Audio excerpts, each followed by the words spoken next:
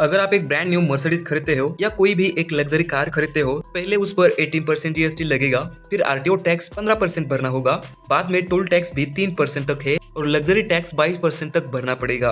बाद में 15% entry tax भी है। इसका टोटल करें तो 83% तक सिर्फ टैक्स जा रहा है। मतलब आपको 1 करोड़ की कार लेनी हो तो आपके पास 1 करोड़ 83 लाख रुपीस होने चाहिए। निर्मला ताई ने ऐसी कौन सी भी चीज नहीं छोड़ी जिस पर टैक्स नहीं लगा हो। खाने के सामान से लेकर हर एक चीज पर उन्होंने टैक्स लगा दिया है। यहाँ तक कि थिएटर्स में बिकने वाले पॉपकॉर्न को भी इन्होंने नहीं छोड़ा। सबसे पहले हम बात करते हैं आपकी सैलरी की। अगर आपकी इनकम सालाना 3 लाख तक है तो आपको कुछ टैक्स भरने की जरूरत नहीं है। अब ऐसा मत समझो कि आप टैक्स से बच गए, ऐसा नहीं है। आप ज्यादा कमाओ या कम कमाओ, आपसे टैक्स वसूलना चालू ही है। वो कैसे, मैं आपको आगे बताऊंगा। ये हो गया 3 लाख तक सैलरी वालों का। अगर आपकी इनकम 3 लाख से 7 लाख तक है तो आपको 5% जीएसटी भरना पड़ेगा। 7 लाख का 5% होता है 35,000 रुपए। अगर 7 लाख से 10 लाख के बीच में आप कमाते हो तो 10% टैक्स लगेगा। मतलब अगर आपने साल के 10 लाख रुपए कमाए तो 1 लाख रुपए आपको सरकार को देने होंगे। अगर आप 10 लाख से 12 लाख तक कमाते हो तो 15% टैक्स लगेगा। मतलब 12 लाख का 15% 1,44,000 होता है। अगर 12 लाख से 15 लाख तक कमाओगे तो 20% टैक्स लगेगा। मतलब आपके 15 लाख रुपयों में से 3 लाख रुपए सरकार लेगी।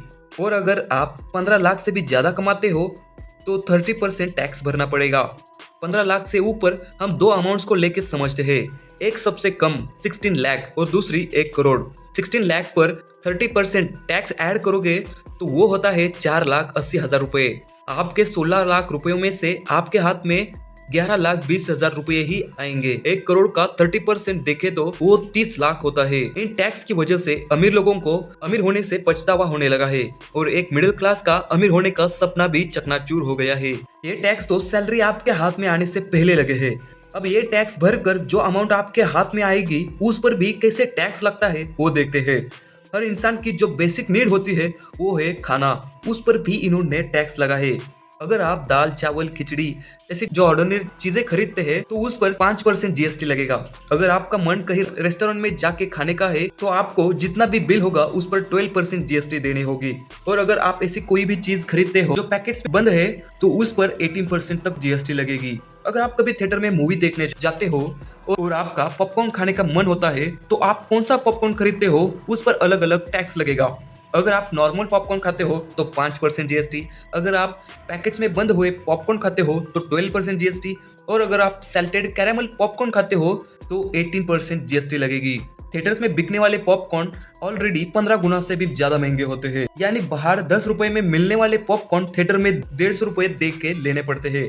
उस पर 18% जीएसटी ऐड करेंगे तो 180 रुपए से भी वो अमाउंट ज्यादा होता है। मतलब इस सरकार ने ठान लिया है ना आपको चैन से जीने देंगे और ना चैन से खाने देंगे। हर आदमी को अपनी ड्रीम कार या बाइक लेनी होती है, लेकिन अब उस पर भी 28% जीएसटी लगेगी। इन्होंने कार या बाइक को खरीदने पर ही नहीं बल्कि बेचने पर भी टैक्स लगाया है। किसी का नुकसान हो रहा है तभी भी उसको टैक्स भरना होगा। अगर किसी पर्सन ने 8-10 साल पहले 6 लाख में एक कार ले ली हो और उसे अभी ये कार बेचनी है, पुरानी होने की वजह से उसने 6 लाख में ली हुई कार 1 लाख में ही बेच दी। अब 6 लाख और 1 लाख में जो 5 लाख का गैप है उस पर भी 18% जीएसटी भरनी होगी। मतलब बंदा पहले से ही 5 लाख लॉस में है और उसमें से 5 लाख पर जीएसटी लगाओगे तो 90,000 आता है। 1 लाख में कार बेच दी और 90,000 जीएसटी पे करने के बाद बेचारे के हाथ में सिर्फ 10,000 रुपए ही बचते हैं। मतलब सरकार किस लेवल तक नीचे गिर सकती है ये हमें दिखता है। इतना ही नहीं, अगर आप नारियल खरीदते हो तो 0% जीएसटी, लेकिन नारियल का पानी खरीदते हो तो 12% जीएसटी, और नारियल के स्लाइसेस खरीदते हो तो 18% जीएसटी देनी होगी। बुक्स पर 0% जीएसटी, लेकिन नोटबुक्स पर 12% जीएसटी। मतलब आप पढ़ तो सकते हो लेकिन लिखने के लिए आपको टैक्स भरना पड़ेगा। होटल में अगर आप रोटी लेते हो तो 5% जीएसटी, पर पराठे खाने हो तो 18% जीएसटी, क्योंकि निर्मला ताई के हिसाब से पराठा एक लग्जरी आइटम है। हद है यार। इलेक्ट्रिक और सेकेंड हैंड व्हीकल्स पर भी 18% जीएसटी लगाई है, और जो असल में लग्जरी आइटम है जैसे गोल्ड डायमंड इस पर सिर्फ 3 से 5% जीएसटी। मतलब आजकल गले में सोने की चेन या हीरे की अंगूठी पहनने वाला अमीर नहीं है, सिर्फ आप बेसिक चीजें अफोर्ड करो, यही बहुत बड़ी बात है। कपड़ा, रोटी, मकान ये इंसान की जरूरत होती है, लेकिन इन्हीं चीजों को लेने के लिए भी आपको टैक्स देना होगा। अगर आप जीवन बीमा कराते हो तो उस पर भी 18% टैक्स लगाया है इन लोगों ने। इतना भर भर के टैक्स तो लेते हैं, लेकिन इसके बदले में मिलता है क्या? बाबा जी का ठुल्लू। दिल्ली की हवा में सांस लेना मतलब 50 सिगरेट फूकने के बराबर है। मानो आज किसी रास्ते पर खड्डा पड़ा है तो वो अगला इलेक्शन आने तक वैसा का वैसा ही रहता है। देश के डॉक्टरों का भविष्य जिस परीक्षा पर डिपेंड रहता है वही पेपर्स लीक हो रहे हैं। मेडिकल कॉलेज की फीस करोड़ों तक पहुंच गई है। एजुकेशन के नाम पर बस पैसों का शोषण हो रहा है। इस देश के लॉस की वजह से कुछ ही दिन पहले अतुल सुभाष को अपनी जान गंवानी पड़ी, क्योंकि मर्दों की सेफ्टी के लिए यहाँ कोई भी कानून ही नहीं है। झूठे केस दर्ज करके अपनी पति से पैसा वसूला जा रहा है। सभी औरतें वैसे नहीं होती, लेकिन कुछ ऐसी औरतों ने अपने पति को एटीएम मशीन समझ लिया है। ज्यादा कमाओगे तो टैक्सेस और कम कमाओगे तो घर चलाना मुश्किल हो जाता है। इस देश का पेट भरने वाले किसानों के अनाजों को कभी भी अच्छा दाम नहीं मिला, लेकिन फसल उगाने के लिए जो खाद या कीटनाशक मिलते हैं उसका भाव 4 गुना हो गया है पिछले 10 साल के मुकाबले। अगर कोई इन सवालों पर आवाज उठाना चाहता है तो हिंदू मुस्लिम के टॉपिक्स को छेड़ देते हैं और जनता को बस गुमराह करते हैं। इस सरकार को आम लोगों की जरा सी भी नहीं पड़ी। 1 रुपए की कीमत दिन ब दिन गिरती जा रही है। 2014 में एक अमेरिकी डॉलर की कीमत 65 रुपयों के बराबर होती थी, लेकिन आज 2024 में ये कीमत गिर कर 85 रुपीज हो गई है। मतलब ग्लोबल लेवल पर भी इन्होंने अपने देश की नाक कटाई है। इंडिया में रहना मतलब सरकार की कठपुतली बन के रहने जैसा है।